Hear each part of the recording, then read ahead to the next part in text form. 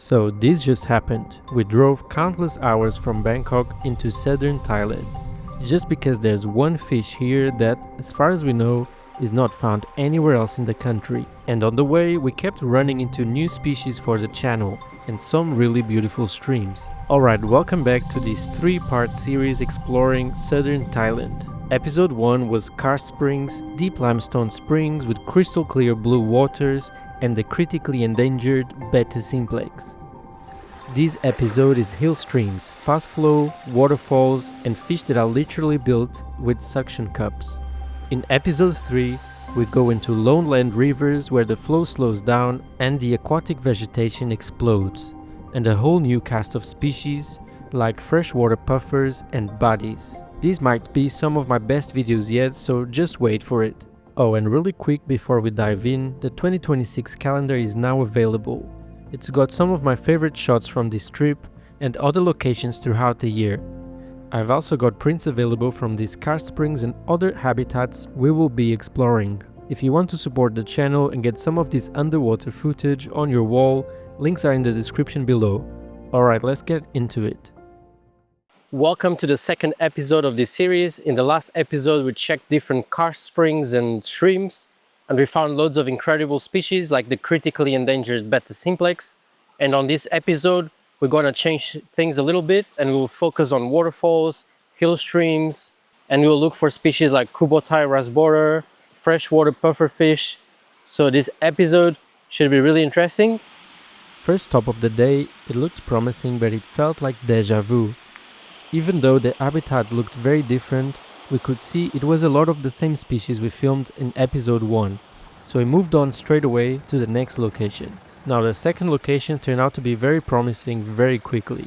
We just stopped at another river and we just found something really cool. What's the name, Beth? Barilis basaniki. Yeah, there's a few of them which we think is pretty rare to find. And very excitingly, I think we found Microdivario kubotai. Which I've been looking for ages. Let's see if it's kubotai. It looks like it. 1, 2, 3. Very green. Most definitely Rasborer kubotai. Wow. Finally. I do not normally do this, but time was limited on that day and I needed to make sure there was actually something worth committing to. And instantly, we pulled out a species I absolutely love, the neon green rasborer.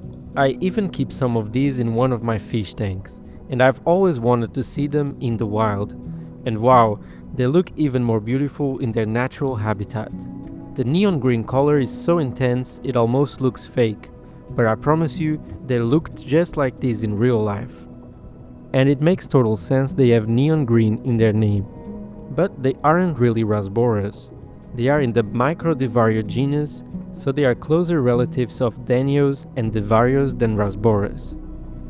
Then my friend spotted another fish that made us stay in this location. At first we thought it was Beryllias, and to be fair, it used to be, and it looks just like one as well. Now classified as Opsarias bernatziki. I'm sorry guys, I'm always butchering these pronunciations. I'm not good with Latin names. I hope you can understand. Anyways, the name is in the bottom left corner. These fish are very active and fast. I spent way too much time trying to get these shots. They are built for fast currents and grab anything that drifts past, especially insects that hit the surface. These might not be the best shots, but you can see how they never stop. Another first for me, and the first on the channel, was Porapuntias geniognatus. This species is only found from southeastern Myanmar to peninsular Thailand. Honestly, this little stream was full of surprises. Another lifer for me was this loach. Now these are proper hill stream fish, flattened bodies, low profile, wide fins. They are basically designed to stick to rocks without getting swept away. They spend their time grazing on algae and biofilm, plus tiny invertebrates trapped in that layer. In the same stream we also found Rasborer caudimaculata and a river prawn from the genus Macrobrachium. Another very unique species from this stream was Hampala siamensis. In episode 1 we filmed the more widespread Hampala macrolepidota. This one is slightly different. Actually, Hampala siamensis was just recently described as a distinct species. It's found in the lower Tenasserim basin, between Myanmar and peninsular Thailand. They are both predatory barbs, and this is where it gets a bit nerdy, but it's actually useful if you are trying to tell these fish apart. The easiest clue is the dark marking under the dorsal fin. In Hampala siamensis, it's more of a saddle shape, almost like an inverted triangle. And in mature individuals it usually doesn't reach the lateral line. In larger specimens it almost disappears. But if you look at Hampala macrolepidota from the last episode, the marking is much more straight and bold, and it runs right down across the side of the body. There were plenty of other species here that I was not able to film today. My friend has reported Laodon kutkutia from here, and also the Phuket zipper loach. But don't worry, we will see this later in this and the next episodes. And for the fish keepers, here are the water parameters from this spot. Now, on to the next location, a pretty remote waterfall. On the way to the waterfall there was a cave full of bats, and right there on the ground I found Java fern growing completely out of the water. This is always funny to see because in aquariums we treat it like an underwater plant, but in the wild it often lives on wet rocks and wet soil right next to the water. Actually, the only place I've seen Java fern submerged was on that spring in the first episode. And here's the bats. Does anyone know what species these are? Put it in the comments below because I have no idea. In the waterfall itself it was very familiar again. Plenty of queen danios and blue danios, just like we saw in episode 1. You can tell them apart by the size and coloration. Queen danios grow larger and can look more grey in this kind of lighting. Blue danios stay smaller and flash more color when they turn around. This one was missing its tail but still swimming against the fast current. And that's the thing about these hillstream fish. If they can still hold their position with damage like that, they are seriously built for fast currents. I mean, just think about it. Some of these fish were probably hatched downstream and somehow made it all the way up many waterfalls and cliffs, and somehow they are here just at the top of this hill. There was also golden mashir barbs here, but I did not get any footage because we were actually running out of time and we had to make it to the next location. And the next location is far more interesting. It's actually the reason we drove all this way. But before we get there, a quick thank you to Khao Lak Merlin Resort. For this episode, I'm staying at Merlin Khao Lak Resort, and full disclosure, they have hosted my stay here. So I actually chose this location myself because I saw that this place was very nature focused, and as you can see, we are surrounded by rainforest. Because of that, they have a lot of nature, a lot of wildlife coming into the property. If you're coming to Khao Lak to look for some gobies, some Stiphodon gobies, it's only 10 minutes from here, so it's really a really solid base to find that species. There's also a conservation side to this resort that I didn't expect. When the hotel was built, we actually barely cut any of the trees. So the surrounding area of the hotel is full of 43 species of local trees. And we have found around 280 trees that are still standing all around in the resort area. And that's why it feels like a forest. If you are lucky, you could find a family of slow loris, and which is like the celebrity of the hotel. And around the place, you can also see lots of squirrels, some monitor lizards, and also a bunch of tropical birds. We have over 100 species of birds. Alright, back to the expedition. Okay, so this is the one. This next hill stream hides a species that, as far as we know, is not found anywhere else in Thailand. And honestly, the place is absolutely stunning. That alone was worth the countless hours driving south from Bangkok. Alright, species time. So the first fish you'll probably see here is the golden mashir barb. There were plenty of them here, including some really large individuals that actually show that golden coloration pretty well. They cruise in the deeper water and edges of the main flow, picking up a mix of food. fallen insects, small invertebrates, plant material, and basically whatever the stream delivers to them. On the sandy substrate I found 2 loach species, the stone loach Schistura robertsi and the Phuket zipper loach, which I will not attempt to pronounce the Latin name. They are small and they stick to the sand and gravel pockets between rocks. When the current is blasting, they stick to those calmer microzones so they don't get swept away.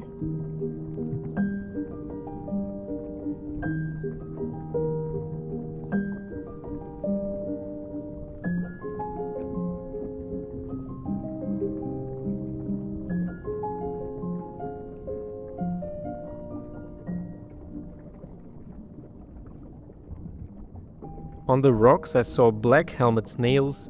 These are neurites that graze on biofilm. They are usually tied to streams with some coastal influence. Their eggs require brackish or saltwater conditions to hatch, which is one of the reasons you rarely see them in the aquarium trade. Under the riffles you will find more queen danios and blue danios holding steady in the current.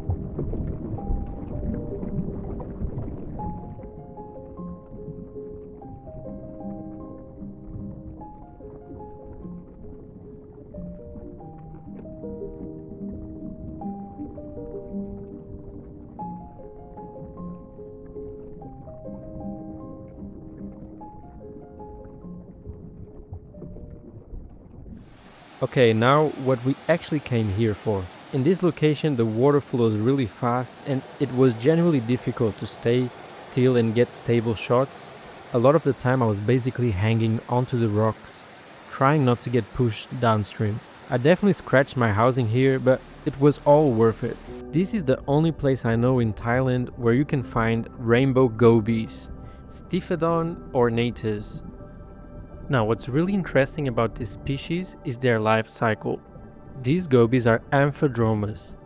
Adults live and breed in fresh water, but after hatching, the larvae drift downstream to the sea, develop there, and then return upstream as juveniles. So when you see them way up in the hills above riffles and waterfalls, it's not because they were born there. It's because somehow they climbed all the way there. And they can do that because gobies, like these, have fused pelvic fins that form a suction disc, letting them stick to rock in heavy flow and even climb wet surfaces like waterfalls. And you can actually tell the males and females apart fairly easily. The males are the ones showing the colors, and often they have longer, more flamboyant fins. The females are very plain and brown with black markings, but they are just as good at holding their position against the flow. Now, distribution-wise, Stiphodon ornatus is known from West Sumatra in Indonesia. So how could it be here in southern Thailand? So a few weeks ago, someone found Stiphodon ornatus in this waterfall. And that species is from Indonesia, it's never been recorded in Thailand before. So of course I had to come check it out. And that's the main purpose of this whole trip, just to find this species. Not only did we find Stiphodon ornatus, we also found red lipstick goby. I believe we are the first people to ever find this species in Thailand. And again, this goby is also from Indonesia. So how did they get here? No one really knows. Maybe someone really loves gobies and dumped them in this waterfall. This is an area that was heavily affected by the 2004 tsunami. And these goby species, they release their eggs in the river, they flow down to the sea, and that's where they hatch and grow out. They have a larval stage in the ocean, and then as they mature, they come back to the rivers. So it could be that they got dragged with the tsunami and ended up on this coast specifically, maybe even on other waterfalls around. This is not my own theory. Someone else came up with it, and it's not proven, but it does make a lot of sense. It's a possibility. I do not have proof of how they got here. Either way, it was amazing to get to see them. Now, if that was not cool enough, we also found this, the red lipstick goby. As far as the published records go, this species is currently known from freshwater streams on Java and Bali, so also from Indonesia. I only found this one female. Despite my best efforts, I could not find any males. Meanwhile, Stiphodon ornatus was everywhere. and in multiple sizes, meaning they are well established. So it was really odd to only find a female, and if this had really established here as a breeding population, you would expect to see more than one fish. Maybe we just got incredibly unlucky, or the males sit in different microhabitats, or maybe the population is really tiny. I really want to know what you guys think about this whole situation. Did these get here naturally, or are we looking at something humans have introduced? So we are testing the TDS and the pH right now, and it's showing me 10 ppm for the TDS and the pH of around 7.7. I don't know how well calibrated this thing is. The TDS I think is fine, but the pH, I don't know if it's 100% accurate. I don't believe it is. But yeah, that's what we have, and the temperature is showing 25 degrees. Further downstream, the water flows slower, and even down here I was still finding plenty of rainbow gobies, which is honestly impressive because it means they are making it all the way up the mountain through large waterfalls, starting from the ocean. Just think about that for a second, what an incredible journey. Now the plants here were also really interesting. There were a few patches of Blixa, probably Blixa alberti, but again, plant ID is not my strongest skill, so let me know in the comments if I'm wrong. Then there was a stem plant that looked a lot like Bacopa, but I cannot say for sure. So if anyone knows, please educate me in the comments. Then there was this carpeting plant that to me looks a lot like Utricularia, maybe Utricularia graminifolia. If that is right, then this is a tiny carnivorous plant, a type of bladderwort. They have tiny traps that can catch microorganisms. Also, what are these plants sprouting from the margins? Could these be young Blixa plants coming up, or something else? Here I also found big mouth stream gobies. This species is widely distributed across coastal South and Southeast Asia. We also found more Microdivario kubotai and Rasbora paviana. I also saw this juvenile forest snakehead. By the substrate you will find many shrimp like this one. It could be another Macrobrachium again. What do you guys think?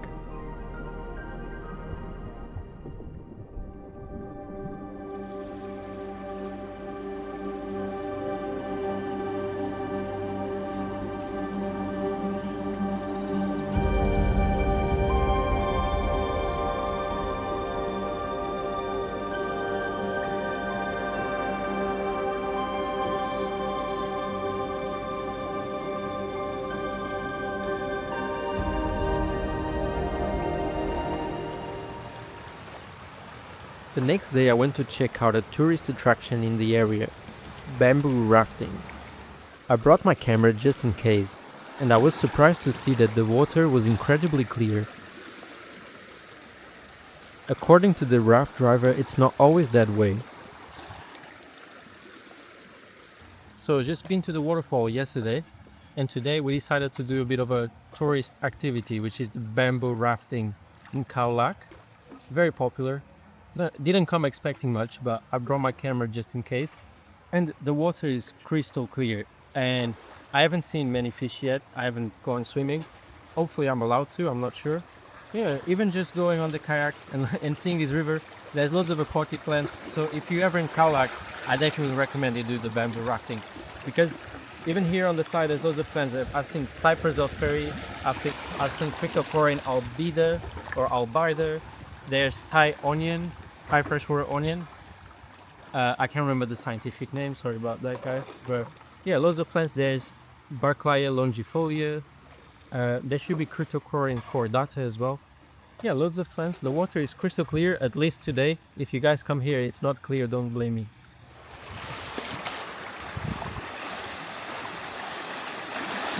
So once we finished the rafting, I had to get in and see what I could find. And I was not expecting this at all. There were tons of tire track eels. This species is native across parts of mainland Southeast Asia, including Thailand, and it can reach about 70 centimeters. They are actually not true eels.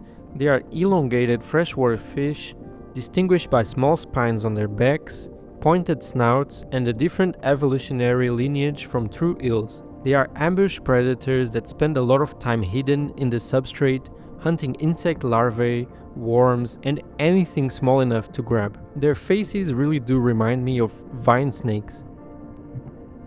One thing I didn't expect is how much patterns vary on them. Some of these look like classic textbook tire track eels, others have a totally different design. And actually, one of them stood out to me.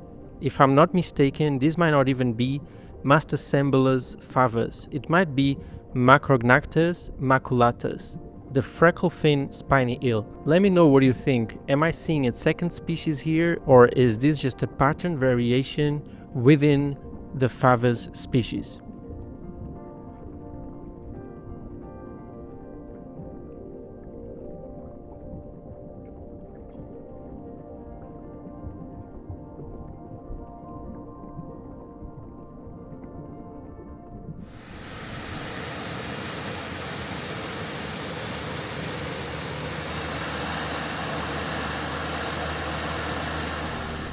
In terms of aquatic plants in this location, it was also incredible.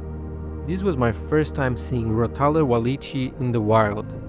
I can't be 100% sure it was actually wallichii, but it sure does look like it. At first I spotted a single stem, and then just around the corner I found huge mats of Rotala. It never crossed my mind that a delicate plant like this would grow in such fast currents. It was mesmerizing how those thin leaves waved with the flow. They were also covered in algae, and I kept wondering if that is just natural here, or if it has something to do with the runoff from all the rubber and palm plantations in this region. A lot of it looked like cyanobacteria as well. Here you can see the Rotala flowers, which confirms it is definitely a Rotala species.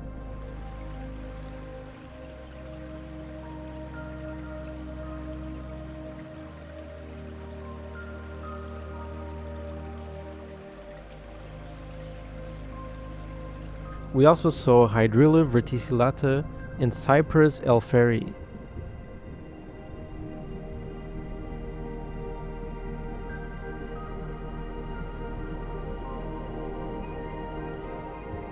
Cyprus elferi is one of the few sedges that can actually grow fully submerged.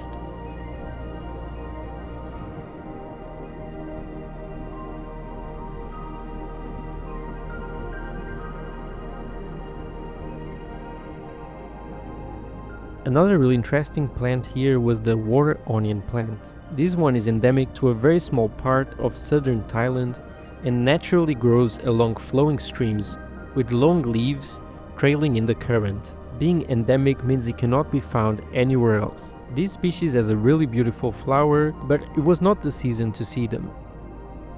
Fish-wise, we found more Hampala siamensis, and behind them you could also see spanner barbs and what looked like hard-lipped barbs. I didn't really see any large specimens, but loads of juveniles. Honestly, the juveniles look so beautiful. I'm sure if they stayed this small and colorful, they would be a very popular species.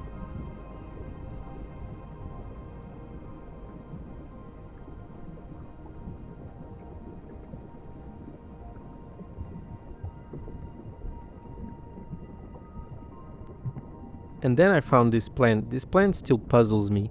I don't know what it is. It looks like a type of Eleucharis. I have found these in many places in Thailand and I'm still not sure what I'm looking at.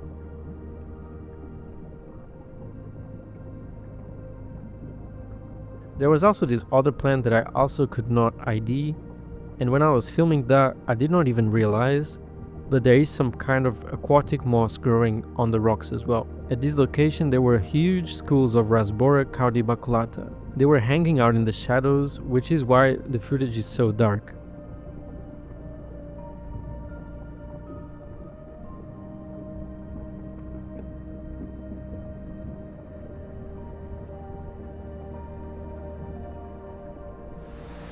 At this location I also found Barclaya longifolia,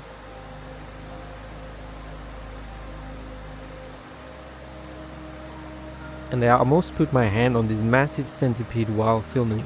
Other species in this stream include blue denios, queen denios, rhombic barbs, and side stripe rasboras.